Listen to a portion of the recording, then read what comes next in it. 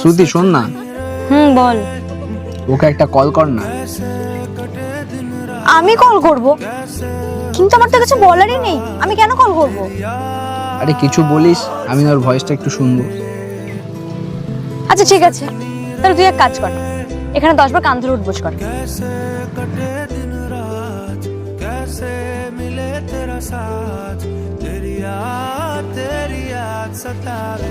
সুমিত, তুই কি করছিস? সবাই কিন্তু দেখে হাসাহাসি করছে। তাতে কি হয়েছে? আচ্ছা ঠিক আছে, আমি কল করছি, তুই এখানে এসে বস।